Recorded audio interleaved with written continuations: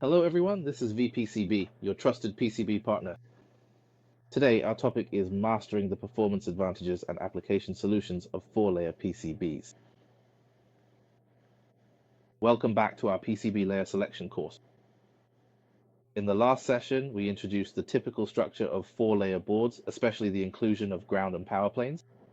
Today, we will thoroughly delve into precisely how these absolutely critical plane layers enable 4-layer printed circuit boards to achieve a significant and qualitative leap in their overall electrical performance, and how we can meticulously make the most appropriate and well-informed choices in our real-world design and engineering projects.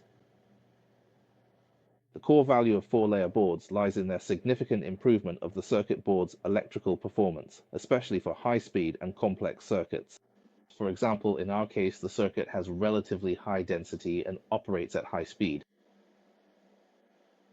So the first point is outstanding signal integrity.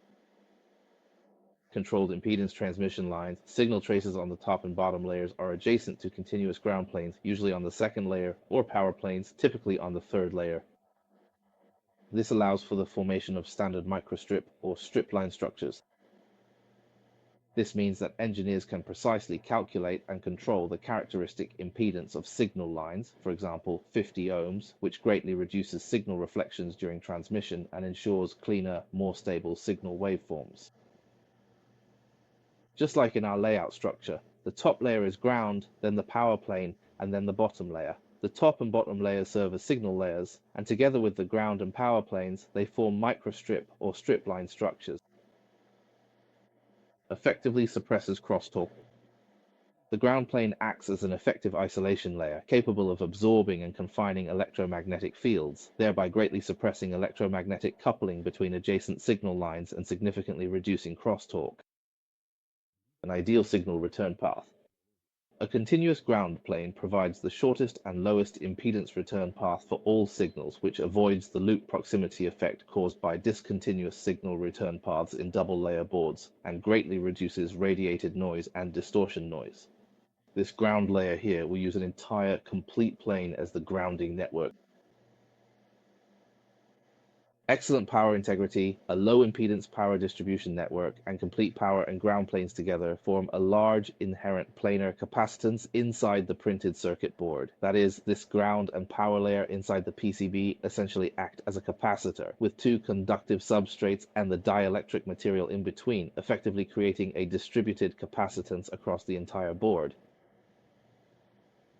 This capacitance can effectively provide instantaneous current and absorb power supply noise generated by the chip during fast switching, greatly reducing the impedance of the power network and minimizing voltage drops, thus providing an extremely stable and clean operating voltage for sensitive digital and analog circuits. Efficient decoupling, combined with the average capacitance effect inside the PCB and external decoupling capacitors, can more effectively suppress high-frequency noise and ensure the stability of the chip's power supply. Third, it has strong electromagnetic compatibility performance, providing effective shielding.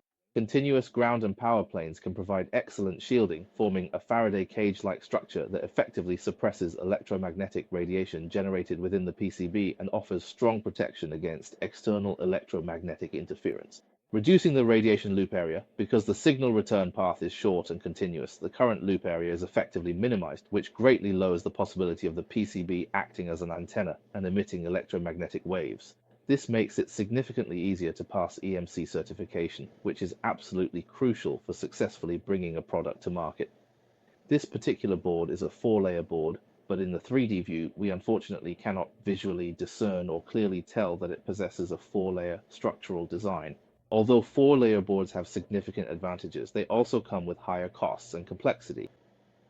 First of all, the manufacturing cost is higher. Compared to double-layer boards, 4-layer boards require more materials, additional copper foil and dielectric layers, and the manufacturing process is more complex, involving multiple lamination steps, precise alignment, and pressing, which leads to a significant increase in the cost per board.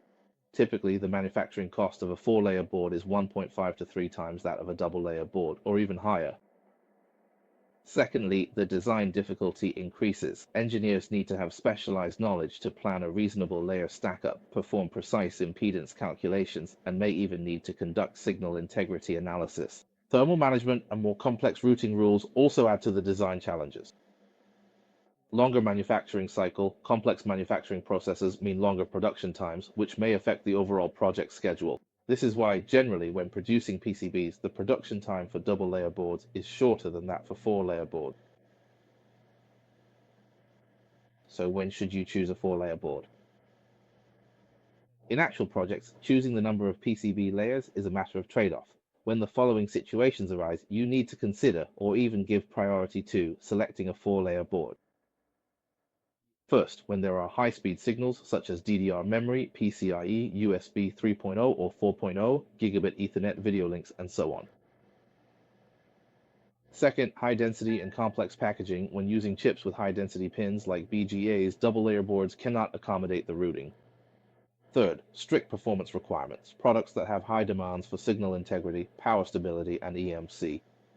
Fourth, space constraints, when a large number of functions need to be implemented within a very limited space. In our case, it's basically a combination of all 4 points, but none of them are absolute. First of all, it uses a JD32F450 chip, and while the frequency isn't very high, it still reaches speeds of 1 to 200 MHz.